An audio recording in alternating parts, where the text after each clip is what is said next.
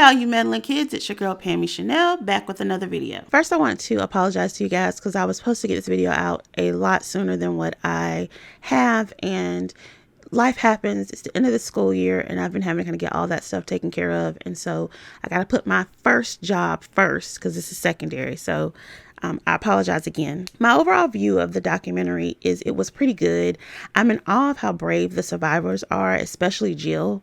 I think this documentary has given people who may have sympathized with the Duggars or who were led by them to the IBLP teachings a new perspective.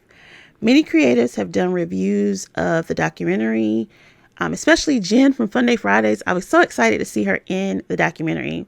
I'm going to link a few of them in the descriptions, but for today, I really want to focus on episodes 3 and 4. Respect my authority!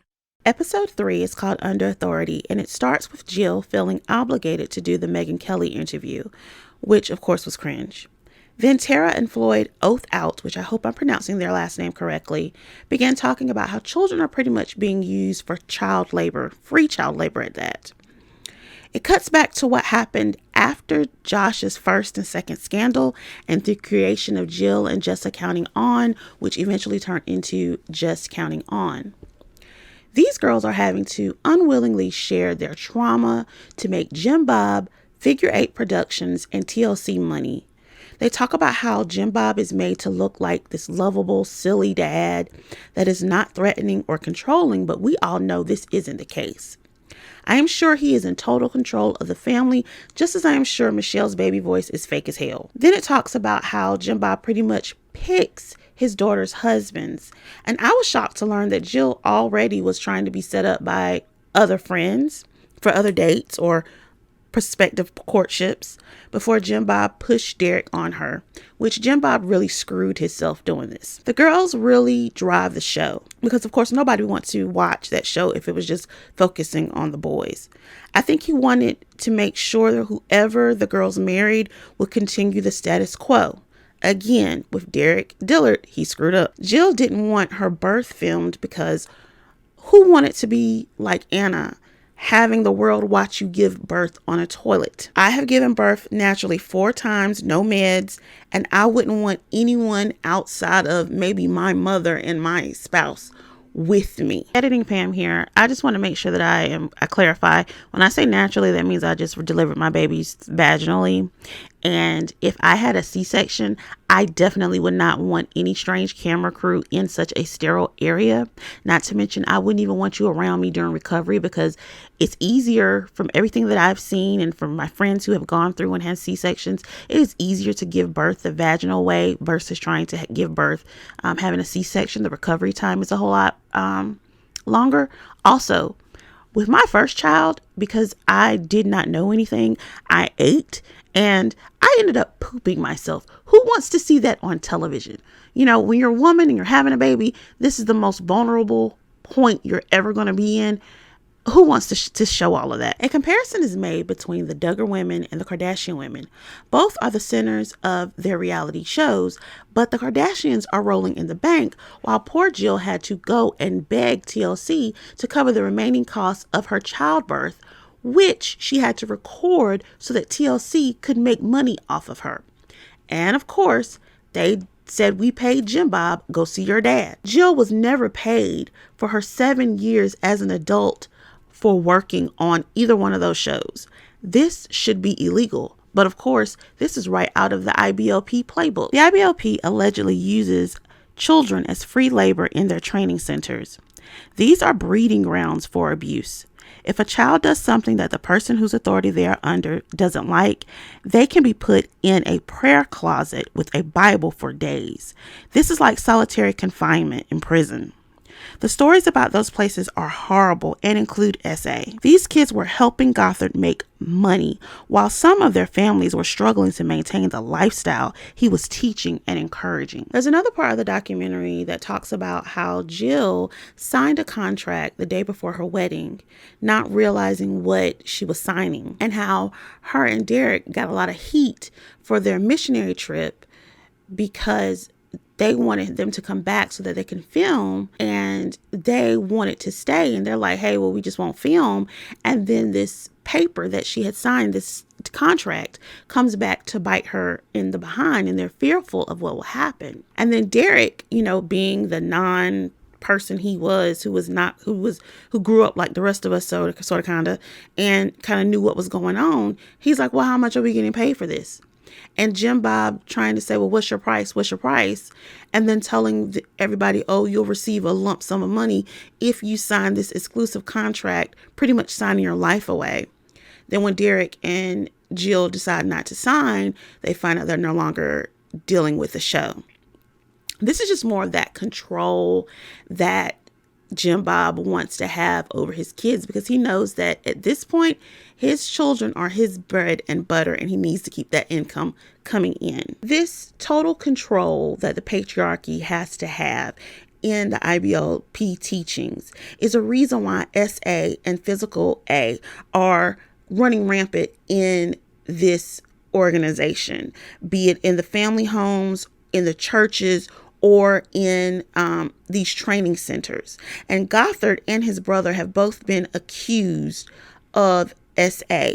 His brother was such a tyrant that Gothard himself tried to marry a young girl off to him just to keep things, I guess, PG. And the board was like, no, we're not going to do that. And so Gothard, instead of actually taking ownership and saying, okay, my brother's a creep, he decides to come up with this doctrine based on Matthew 18 about gossiping. And this kind of discourages women and men alike in the organization not to talk about abuse, because they were going to end up, displeasing God, because they believed in the teachings that Gothard had been telling them. And then, victim blaming also runs rapid in this. So I thank God for Recovering Grace website, because people were able to speak out and tell their stories. And there are just so many stories about Gothard and other people grooming these children, especially the girls. It's sickening. But eventually Gothard gets removed because of his lawsuits and the accusations. And it's really funny to me that an Alert Academy member, a couple of members, were the ones to remove him. The fourth episode is called Arrows Activated, and it begins with the disgusting conviction of Josh and the cancellation of the show. Josh is a sick MF, and as much as I blame him for his acts, I blame Michelle and Jim Bob even more. This boy needed help, and instead they covered it up and they proceeded to do a reality television show. I am glad that Bobby Holt testified so the girls did not have to, but they should have been the first ones to report this family to Child Protective Services. And also, the Holt family is not much better than the Duggar family. I'm going to leave them for a separate video, especially with these new revelations about a domestic violence order and the daughter that they had betrothed to Josh and the allegations against her husband. They're for a whole separate video. The Joshua generation is scary to me. Alex Harris explains it is to raise up homeschool Christian graduates to infiltrate our government. The Joshua generation is a direct reflection of the IBLP teachings. The terrifying part was having them as Supreme Court judges, which is what they plan to do, because this will give them the right to help overturn rights and amendments such as the Civil Rights Act. Patrick Henry College is like the gateway into politics for these students. Madison Cawthorn is from my state. He's from North Carolina. He's on the western part. He represents that part. And I'm on the eastern part of North Carolina. I had no idea he was part of this. Of course, his downfall was his predatory behavior against women, which sounds very familiar to another person we know. I don't mind people who want to talk about their religion, but it's when you try to impose your religion on others that I have a problem with. I find it funny we talk a lot of crap about Islam and countries that have Sharia law, but here we have people who are trying to do the same thing with Christianity. Overall, the documentary was pretty good. The contributions from the survivors were definitely the best part. We need a part 2. I think the Bates got off real easy in this documentary, and I think they have an even bigger role to play now than the Duggars. Gil, which is the father, is on the board of directors of the IBLP, and I think his kids have denounced Gothard, but I'm not sure if they've denounced all of the teachings. I think the allowance of pants is a PR stunt. But if you want my opinions on the debates, let me know in the comments and I'll definitely do a video. I also think that we need to cover the prison missionaries that go into the prisons. Apparently there are these things called Christian pods. And at first I was like, no, this isn't true. But I actually asked a cousin of mine who had been incarcerated before, and he was like, yeah, and they get all the best privileges. I want to hear from Anna's family if possible. I know she has to have a sister or a brother or someone who has left the teachings, because I know there are some that have and would be willing to talk. Whatever they have left on the cutting floor, I want to see it. Jill announced she is releasing a book called Counting the Cost. And she, like Prince Harry, is receiving a lot of backlash from people for selling out their family and making money from it. Now, in Jill's case, her father sold her out when she was a child and made money off of her, and she received nothing from it. Absolutely nothing. I hope she becomes a multimillionaire because she deserves it. We need to allow people to tell their truth. Jim Bob and Michelle wrote 2 whole books telling their truth. It's her turn. I hope more victims speak out and have their voices amplified so people can see this crap is wrong. We have to do better when it comes to protecting our children. And I don't care if it's an educator, a pastor, a mother, father, sister, brother, uncle, whoever. If you're doing harm to kids, you need to be prosecuted to the utmost of law. I wouldn't even mind a little Southern justice, if you know what I mean by that. Parenting is not easy, and we all make mistakes. And I know I have made a ton of them. But we should listen to our children when they tell us how our decisions affect them. And we should not turn our backs on them if they decide to take a different path.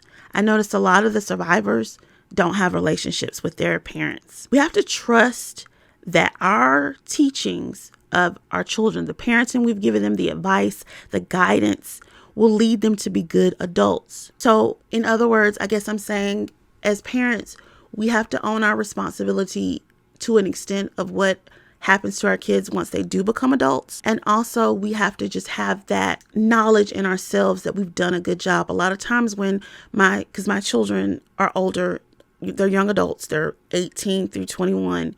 And when they decide to make a decision to do something, I always go back to that part in the Bible with John the Baptist where he says, I must decrease so he can increase. And that's what I try to do with my kids. My parenting has to decrease at this time now so that they can start to be adults on their own. I don't think Jim Bob and Michelle actually know how to do that right now, and they need to. Their children have children at this point. But that's my review of the documentary, guys, and my take on some of the topics that were covered in the documentary. If you like this video, please hit that like button. If you are enjoying my content, please subscribe. Come on and join the family. And until next time, stay nosy and stay meddling. Bye, guys.